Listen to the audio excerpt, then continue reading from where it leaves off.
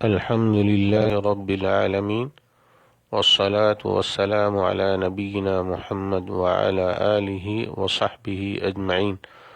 محترم حضرات، شرک اپنی تمام اقسام سمیت ناقابل معافی ہے، اس لیے اس سے بہت زیادہ ڈرنا چاہیے۔ شرک کوئی سا بھی ہو، شرک اکبر، شرک اصغر یا شرک خفی، اللہ تعالیٰ اسے توبہ کے بغیر معاف نہیں کرے گا، کیونکہ یہ سب سے بڑا گناہ ہے۔ اور اس کی وجہ یہ ہے کہ اللہ تعالیٰ ہی اس مخلوق کا خالق، رازق، سب کچھ عطا کرنے والا اور ہر قسم کے انعام سے نوازنے والا ہے، تو انسان کا دل اللہ کی طرف سے اعراض کر کے غیروں کی طرف کیوں توجہ کرے؟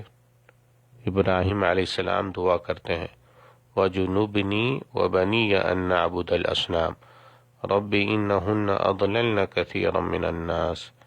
اے میرے رب، مجھے اور میری اولاد کو بتوں کی عبادت یعنی بت پرستی سے بچانا۔ اے میرے رب، انہوں نے بہت سے لوگوں کو راہ سے بھٹکا دیا ہے۔ سورہ ابراہیم آیت نمبر 35۔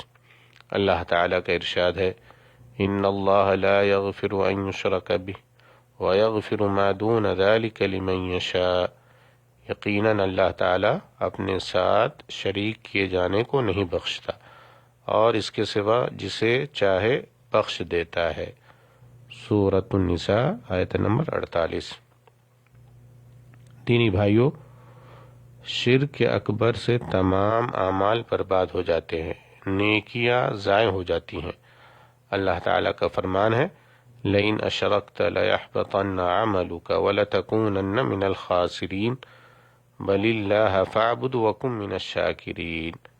اگر آپ نے شرک کیا تو آپ کے نیک اعمال ضائع ہو جائیں گے اور آپ خسارہ پانے والوں میں سے ہوں گے، بلکہ آپ اللہ ہی کی عبادت کریں اور شکر کرنے والوں میں سے ہو جائیں۔ سورۃ الزمر آیت نمبر 65-66۔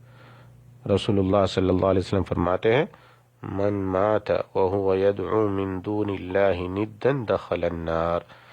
جس آدمی کو اس حال میں موت آئے کہ وہ اللہ تعالیٰ کے ساتھ کسی دوسرے کو شریک ٹھہرا کر اسے پکارتا ہو تو وہ جہنم میں جائے گا۔ رواہ البخاری۔ نبی صلی اللہ علیہ وسلم کو اپنی امت کے بارے میں سب سے زیادہ ڈر شرک اصغر کے بارے میں تھا، کیونکہ یہ ناقابل معافی گناہ ہے اور اس سے اکثر لوگ غافل رہتے ہیں۔ آپ صلی اللہ علیہ وسلم کا فرمان ہے، اخوف ما اخاف علیکم الشرک الاصغر فسئل عنہ فقال الریا۔ مجھے تمہارے بارے میں سب سے زیادہ ڈر شرک اصغر کا ہے۔ پوچھا گیا کہ شرک اصغر کیا ہے؟ آپ نے فرمایا، ریاکاری۔ رواہ احمد۔ والسلام علیکم ورحمۃ اللہ وبرکاتہ۔